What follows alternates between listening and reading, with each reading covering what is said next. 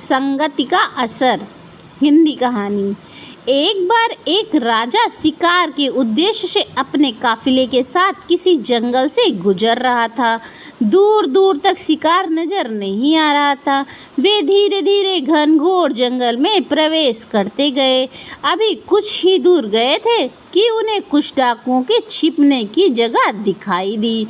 जैसे ही वे उनके पास पहुंचे कि पास के पेड़ पर बैठा तोता बोल पड़ा, पकड़ो पकड़ो, एक राजा आ रहा है। इसके पास बहुत सारा सामान है, लूटो लूटो, जल्दी आओ जल्दी आओ। तोते की आवाज़ सुनकर सभी डाकू राजा की ओर दौड़ पड़े। डाकुओं को अपनी ओर आते देखकर राजा और उसके सैनिक दौड़कर भाग खड़े हुए। भागते भागते कोसों दूर निकल गए। सामने एक बड़ा सा पेड़ दिखाई दिया। कुछ देर सुस्ताने के लिए उस पेड़ के पास चले गए। जैसे ही पेड़ के पास पहुँचे कि उस पेड़ पर बैठा तोता बोल पड़ा, आओ राजन, हमारे साधु महात्मा की कुट्टी पे आपका स्वागत है। अंदर आइए, पानी पीजिए और विश्राम कर लीजिए।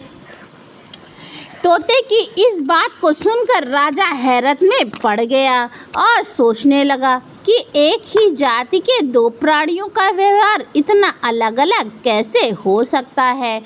राजा को कुछ समझ नहीं आ रहा था। वह तोते की बात मानकर अंदर साधु की कुटिया की ओर चला गया।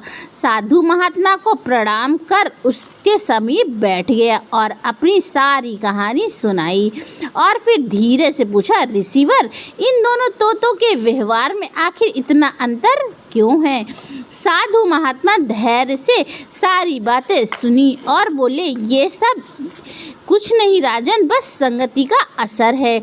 डाकुओं के साथ रहकर तोता भी डाकुओं की तरह व्यवहार करने लगा और उनकी ही भाषा बोलने लगा। अर्थात जो जिस वातावरण में रहता है वह वैसा ही बन जाता है। कहने का तात्पर्य यह है, मूर्ख भी विद्वानों के साथ रहकर विद्वान बन जाता है और विद्वान भी मूर्खों की संगति में रहता है तो उसके अंदर की मूर्खता आ जाती है। इसीलिए हमें संगति सोच समझ कर करनी चाहिए।